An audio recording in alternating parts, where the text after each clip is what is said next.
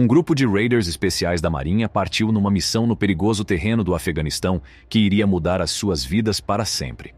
A 4 de março de 2007, uma ação bem planeada pela companhia Fox do MARSOC transformou-se num caos e numa conspiração. Esta história emocionante leva-nos numa viagem de coragem, traição e redenção, à medida que ficamos a conhecer as reviravoltas chocantes de uma emboscada complicada, diferentes relatórios e a perseguição implacável da justiça. A emboscada no Afeganistão.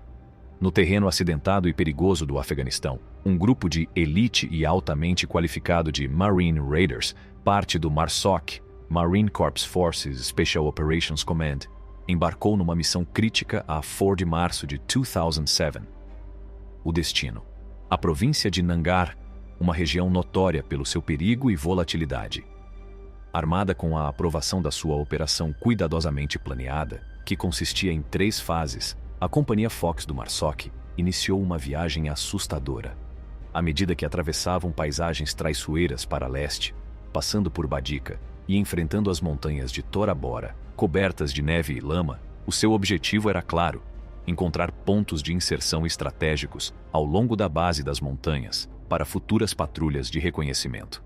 No entanto, o destino tinha um plano diferente para estes corajosos fuzileiros. Incapazes de localizar opções viáveis de inserção, foram forçados a refazer os seus passos, regressando ao aeródromo de Jalalabad via Bodicot. A intenção era recolher informações essenciais junto dos anciãos locais, cruciais na sua luta contínua contra a insurreição que assola a região. Mas quando os fuzileiros estavam a regressar, aconteceu o impensável. Sem aviso, um veículo surgiu das sombras e colidiu violentamente com o segundo veículo do comboio.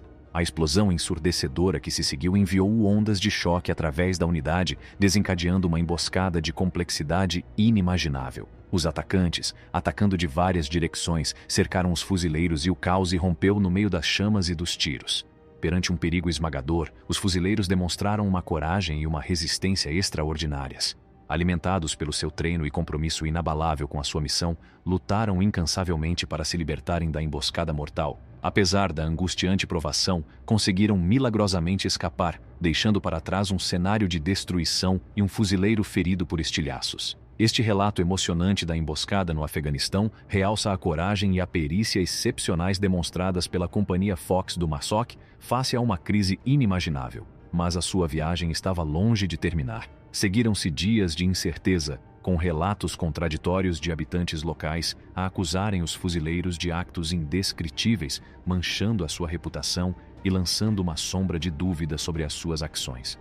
No tumultuoso rescaldo deste trágico incidente, os fuzileiros enfrentaram não só os perigos físicos, mas também o assustador desafio de limpar o seu nome e restaurar a sua honra.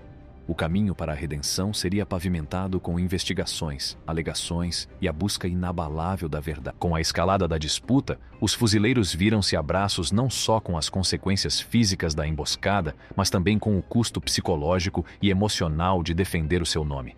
A jornada rumo à justiça e à redenção seria longa e árdua, pondo à prova a sua resiliência e o seu inabalável empenhamento na verdade. A indemnização e o tribunal de inquérito. Na sequência da angustiante emboscada e das acusações que se lhe seguiram, o governo dos Estados Unidos procurou dar resposta às queixas e indemnizar as alegadas vítimas e as suas famílias em luto. Para o efeito, foram oferecidos pagamentos em dinheiro como gesto de reconhecimento e reparação. No entanto, apesar de investigações rigorosas, a verdadeira dimensão das baixas civis permaneceu envolta em incerteza, deixando sem resposta o número final de vítimas. Enquanto a controvérsia persistia, o Corpo de Fuzileiros Navais deu um passo decisivo na procura de clareza e justiça.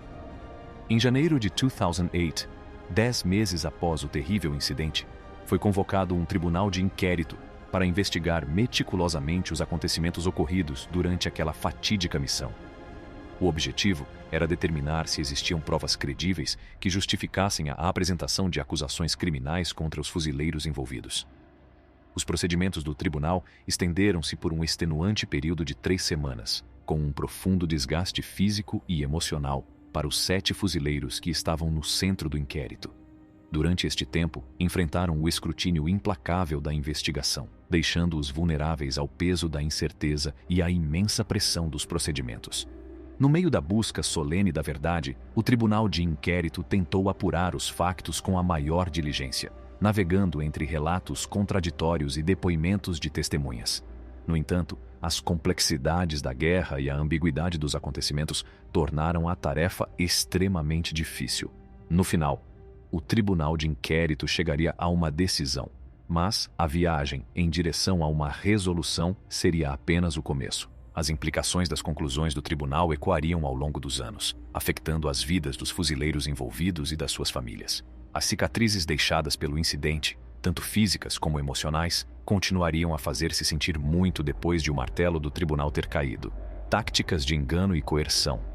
Enquanto o Tribunal de Inquérito investigava o incidente, o processo foi dificultado pelas restrições impostas pelas Forças Armadas à cobertura mediática, que impediam a divulgação pública de informações confidenciais. Além disso, alguns fuzileiros implicados no caso revelaram ter enfrentado táticas angustiantes de engano, coação e até ameaças de deportação, provenientes das suas próprias fileiras. Estes obstáculos impediram gravemente a capacidade dos fuzileiros de apresentarem a sua versão da história de forma coerente e eficaz, deixando-os a braços com a difícil tarefa de contrariar uma narrativa predominante que lançava dúvidas sobre as suas ações e integridade, exoneração e consequências persistentes. Por fim, o Tribunal de Inquérito ilibou os fuzileiros, declarando que o uso da força durante a emboscada era justificado e que eles tinham conhecimento dos seus alvos. No entanto, o mal já estava feito, e as percepções negativas persistiram. O Major-General Frank Kearney, chefe do Comando Central de Operações Especiais do EUA, confirmou que os fuzileiros mataram pelo menos 15 pessoas e feriram 50 durante o incidente. No entanto, afirmou que não havia qualquer indicação de que o pelotão tivesse sido alvo de disparos após a explosão inicial. Apesar da exoneração, os membros da Companhia Fox continuaram a ser assombrados pela convicção de que eram considerados culpados de cometerem crimes de guerra. As principais agências noticiosas continuaram a noticiar o incidente, fazendo com que os fuzileiros se sentissem estigmatizados. Esta percepção teve impacto nas suas carreiras, pois alguns deles foram preteridos nas promoções e enfrentaram dificuldades profissionais significativas. Redenção e desafios contínuos. Para o comandante Fred Galvin, que também foi destituído do seu comando, a batalha estava longe de terminar. Passou mais de uma década a lutar para limpar o nome dos fuzileiros e procurou obter total transparência sobre os acontecimentos em Boycott. Galvin queria que o mundo soubesse que os seus fuzileiros não abandonaram os veículos e que mantiveram o controle durante a emboscada. A batalha legal em curso afetou os fuzileiros, resultando em problemas de saúde persistentes atribuídos ao estresse severo. Apesar de nenhum membro da Companhia Fox ter sido dispensado devido ao incidente, enfrentaram preocupações constantes relativamente a potenciais retaliações violentas por parte de adversários ligados aos acontecimentos em Boycott. Claras e transparentes para defender a integridade do pessoal militar e proteger o seu bem-estar mental. Ao recordarmos os sacrifícios dos nossos militares, é essencial reconhecer os desafios que enfrentam e os esforços necessários para os apoiar para além do campo de batalha. É tudo para o vídeo, voltamos já com mais. Não se esqueçam de carregar no botão gosto e subscrever o nosso canal. Obrigado por verem.